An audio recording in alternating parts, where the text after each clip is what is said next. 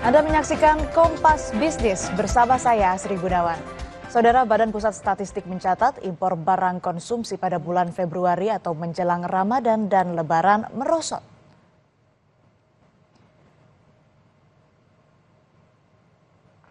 Secara tahunan, nilai impor barang konsumsi bulan Februari 2025 yakni 1,47 miliar dolar Amerika Serikat atau turun 21% jika dibandingkan tahun 2024 dari 1,86 miliar dolar Amerika Serikat.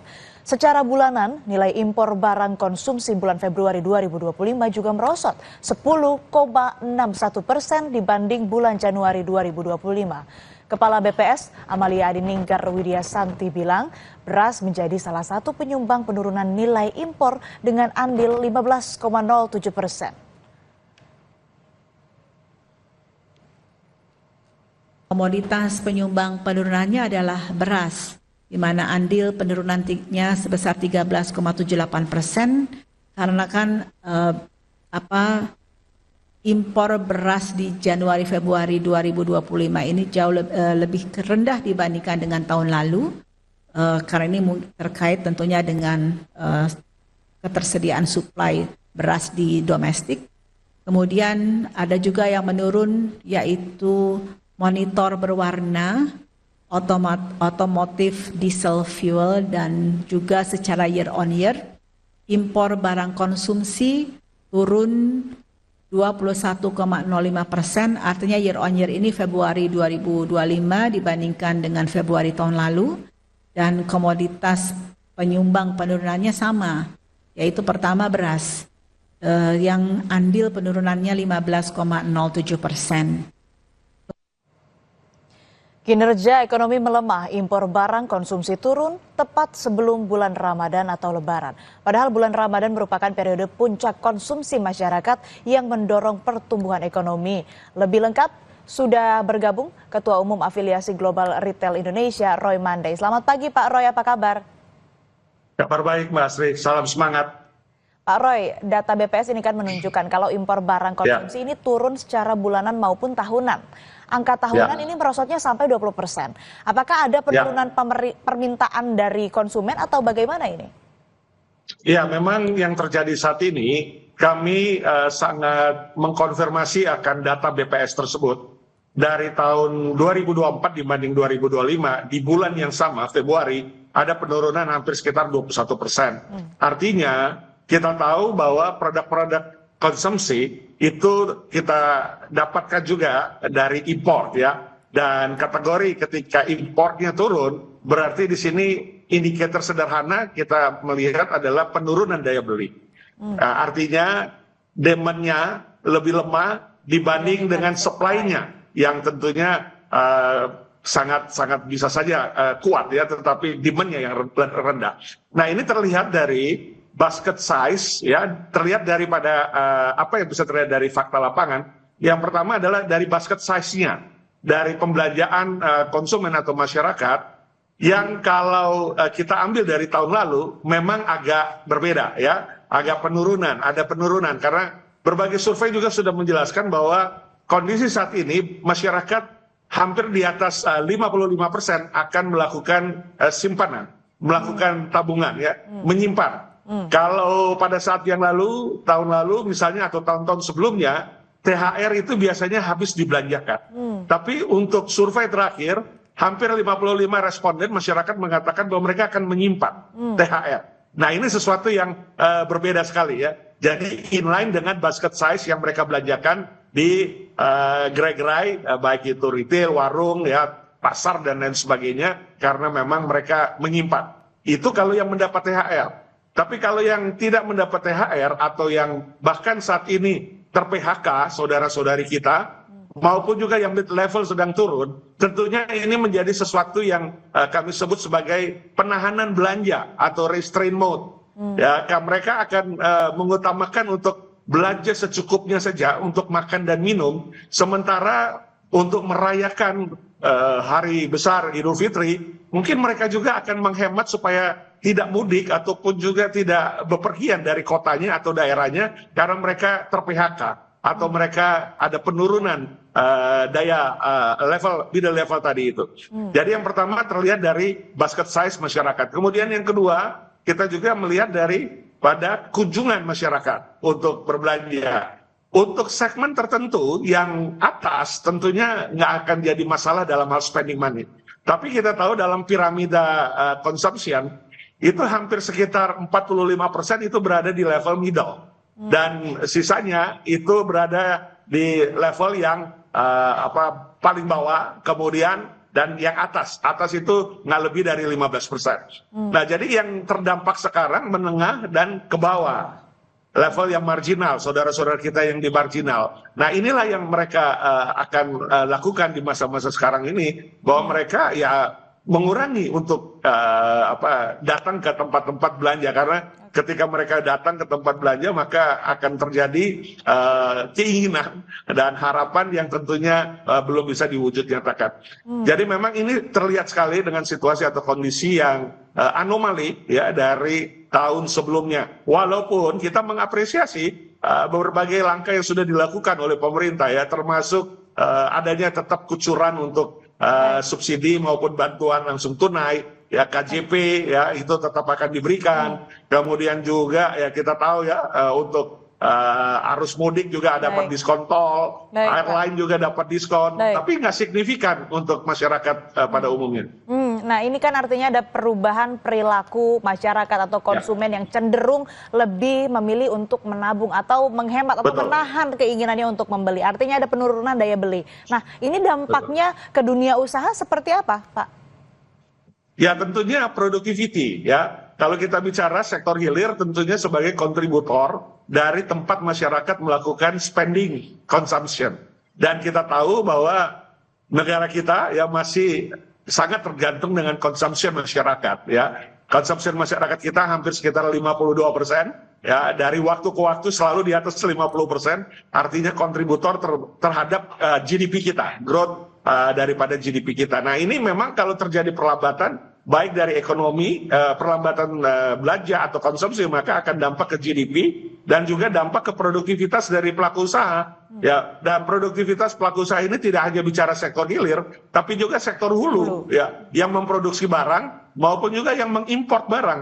Oleh karenanya tadi kita ketahui data daripada BPS terjadi penurunan dibanding tahun lalu hampir 21% import barang-barang konsumsi. Ini sangat relevan dengan situasi kondisi sekarang. Nah, produktivitas yang rendah tentunya ini yang kita cegah atau kita tidak harapkan dari pelaku usaha, karena ini akan berdampak kepada pengurangan ya daripada upaya atau usaha kita yang nantinya akan ada suspend dalam ekspansi maupun juga ya pengurangan. Ini yang paling akhir langkah adalah pengurangan tenaga kerja ketika produktivitas itu rendah. Nah, ini tentunya yang kita nggak harapkan, karena dinamika daripada layoff employee atau PHK ini sudah hampir dari 80.000 lebih ya, bertambah dengan 1 bulan terakhir ini dengan beberapa industri tekstil yang juga tutup. Nah, ini masih meningkat ya PHK ini, sehingga tentunya perlu ada terobosan langkah-langkah, bukan hanya soal kita mendukung program diskon karena kita sudah habis-habisan memberikan diskon ya, bahkan sudah cross margin kita. Tetapi lebih daripada itu langkah-langkah yang extraordinary untuk membuka wirausaha misalnya bagi masyarakat, membantu masyarakat yang ter-PHK dengan wirausaha untuk meningkatkan mereka punya income atau mendapatkan income, itu menjadi hal yang signifikan saat ini. Baik yang ter-PHK maupun yang turun kelas.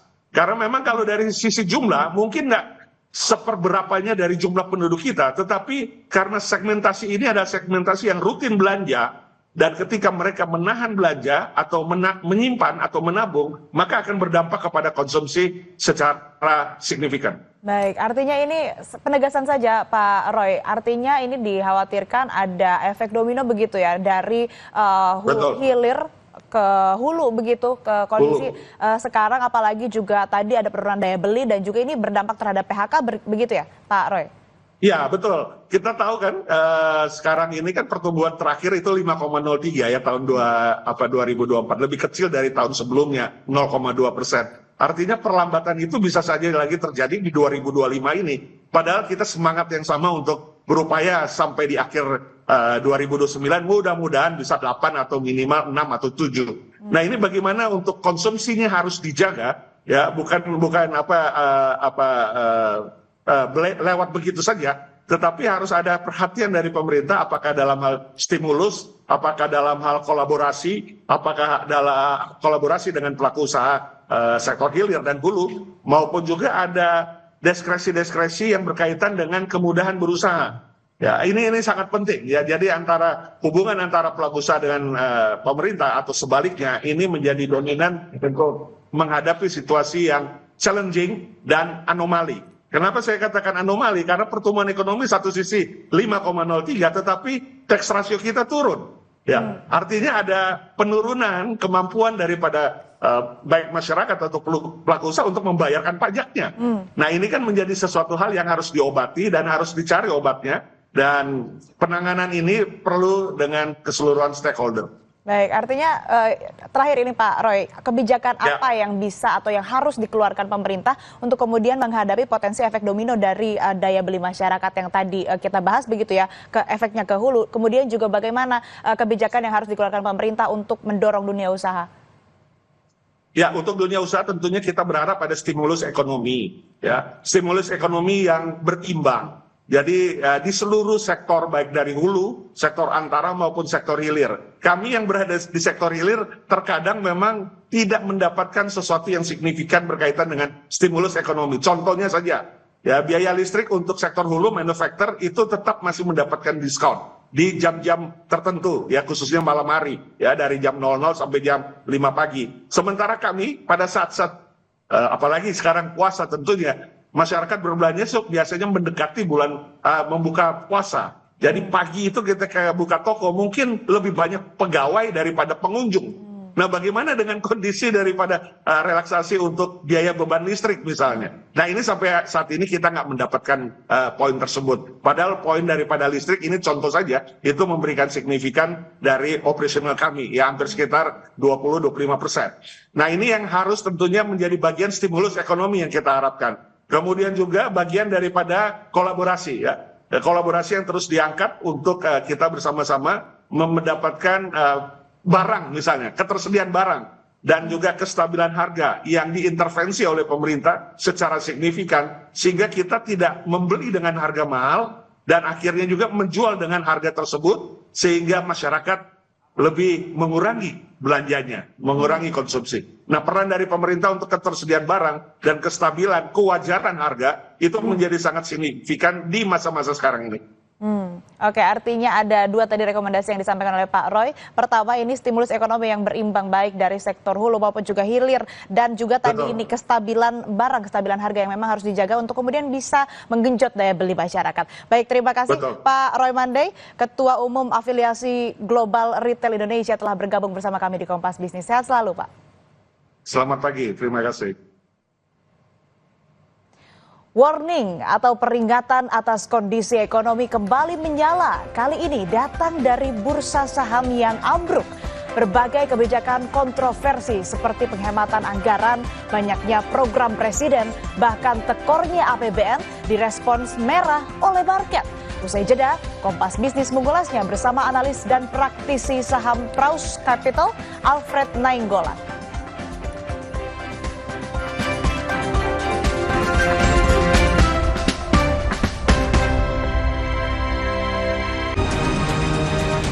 Harus dibebaskan dari perangkap teknologi.